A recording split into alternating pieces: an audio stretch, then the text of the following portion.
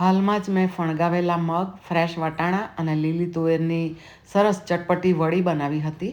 અને એ વિડીયો વધારે લાંબો ના થઈ જાય એટલા માટે એમાં મેં શાક બનાવતા નહોતું શીખવ્યું, તો એ શાક આજે બનાવીશું. નમસ્કાર, હું કલ્પના અજય નાયક.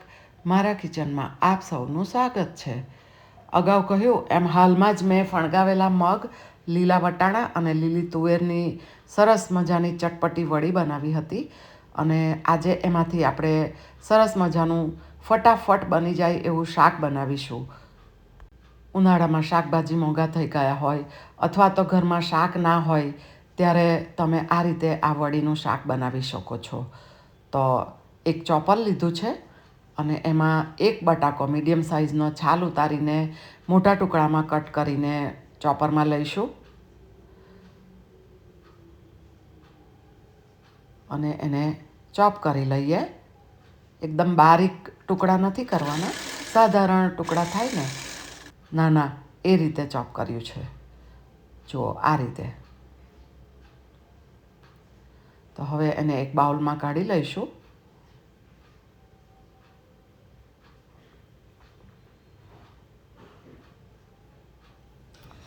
હવે એ જ ચોપરમાં 2 મીડિયમ સાઇઝના કાંદા મોટા ટુકડામાં કાપ્યા છે, 5 કળી લસણ લીધું છે અને 2 ઇંચ જેટલા આદુના ટુકડાને નાના ટુકડામાં કટ કરીને ઉમેરીશું.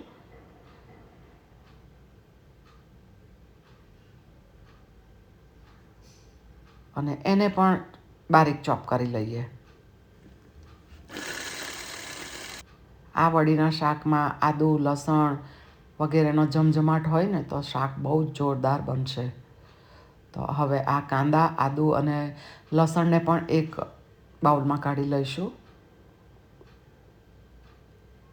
બટાકામાં થોડું મેં પાણી રેડ્યું છે કે જેથી કાળા ના થઈ જાય. હવે 2 મોટી સાઇઝના ટામેટાં લીધા છે, એને પણ પ્યોરી સ્વરૂપે આપણે ચોપ કરી લઈએ.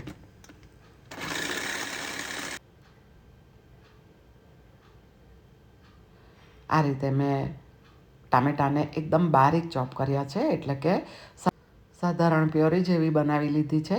તો હવે ગેસ પર એક કુકર મૂક્યો છે, તેમાં 3 ચમચી જેટલું તેલ મૂકીશું. તેલ ગરમ થાય એટલે આપણે જે આ વડી બનાવી હતી ને એમાંથી અડધી કટોરી જેટલી વડી લઈશું. તમને ઘરમાં જેટલા શાકની જરૂરિયાત હોય ને એટલા પ્રમાણમાં લેવાનું. આમાંથી 3 વ્યક્તિને સર્વ થાય ને એટલી વડી બનશે.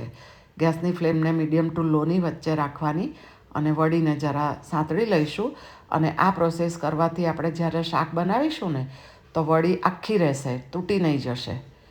તો સાધારણ આ રીતે સતળાઈ જાય ને કલર આવે થોડો એટલે એને બહાર કાઢી લઈશું.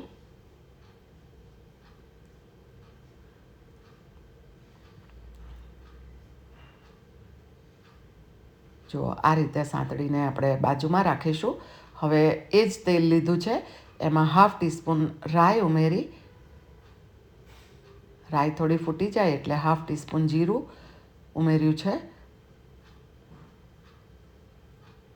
અને 1/4 ટીસ્પૂન જેટલી હિંગ ઉમેરીએ અને એક સૂકું લાલ મરચું ઉમેર્યું છે. હવે જે કાંદા ચોપ કરી લીધા છે ને, લસણ અને આદું પણ છે એમાં, એ ઉમેરી દીધા. અને કાંદા તથા લસણ, આદું વગેરેને 1 મિનિટ જેટલા સાંતળી લઈશું.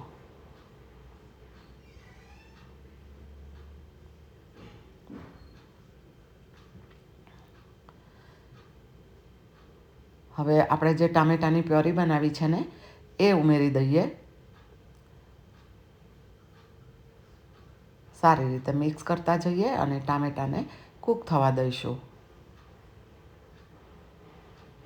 1/2 ટીસ્પૂન હળદર ઉમેરી છે, 2 ટીસ્પૂન ધાણા જીરું ઉમેર્યું છે અને આ કિચન કિંગ મસાલો છે 1/4 ચમચી જેટલો અને કાશ્મીરી મરચું 2 ટીસ્પૂન જેટલું ઉમેર્યું.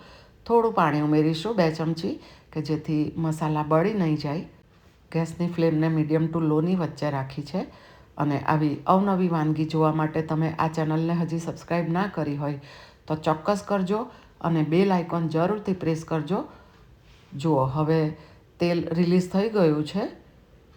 તો હવે આ સ્ટેજ પર આપણે જે બટાકાને ચોપ કર્યા છે ને એ પાણી નિતારીને લઈ લઈશું. અને આ રીતે બટાકા ઉમેરશો ને તો વળીના શાકનો રસો પણ થોડો જાડો થશે અને બહુ જ સ્વાદિષ્ટ લાગશે. બટાકા જરા સતળાય એટલે હવે આપણે જે વળીને સાંતળી લીધી શરૂઆતમાં એ ઉમેરી દઈશું અને સ્વાદ પ્રમાણે મીઠું ઉમેરીએ.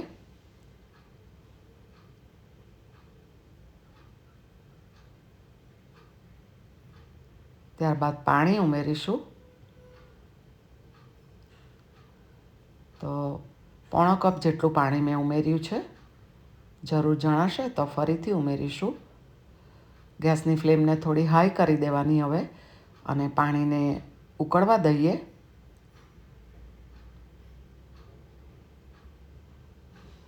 થોડા પાણીની મને જરૂર લાગે છે એટલે 1/4 કપ જેટલું ઉમેર્યું. ટોટલ 1 કપ પાણી મેં ઉમેર્યું છે. આ શાક ઠંડુ પડતા પછી પણ થોડું ઘટ્ટ થશે અને કૂકરનું ઢાંકણ બંધ કરીને 3 સીટી જેટલું કૂક કરી લીધું છે. હવે કૂકરની વરાળ બેસી જાય એટલે ખોલી લઈએ અને વાવ, જુઓ કેટલું સરસ શાક તૈયાર થઈ ગયું છે વળીનું. વળી પણ અંદર તમે આખી જોઈ શકો છો. ચોપ કરેલી કોથમીર થોડી ઉમેરી અને ફ્રેશ લસણ જે મેં સ્ટોર કર્યું હતું એ ઉમેર્યું છે. લસણ ના હોય તમારી પાસે તો એટલે ફ્રેશ લસણ ના હોય તો સ્કીપ કરજો. તો હવે સર્વિંગ કરીશું. તો આ થયું આપણું સરસ મજાનું ચટપટા સ્વાદવાળું ફણગાવેલા મગ, વટાણા અને તુવેરની વળીનું શાક કે જેને તમે રોટલી, જુવારના રોટલા કે બાજરીના રોટલા સાથે સર્વ કરી શકો. બાળકોના લંચ બોક્સમાં પણ તમે આ શાક આપશો ને તો હોંશે હોંશે ખાઈ જશે. તો ઉપરથી કોથમીરથી ગાર્નિશ કર્યું છે. અને તમારા ઘરમાં વળીનું શાક કોને ભાવે છે એ મને કોમેન્ટ કરજો. અને સાથે જુઓ, આ વળીનું શાક છે એટલે મેં બાજુમાં વળી મૂકી છે અને એને રોટલી સાથે સર્વ કર્યું છે. ગરમ ગરમ શાક અને રોટલો કે રોટલી હોય ને તો ખાવાની જોરદાર મજા આવી જાય છે. અને આ અગાઉ મેં ચોળાની દાળની વડી કેવી રીતે બને એનો વિડીયો પણ પોસ્ટ કરેલો છે. તો આવજો.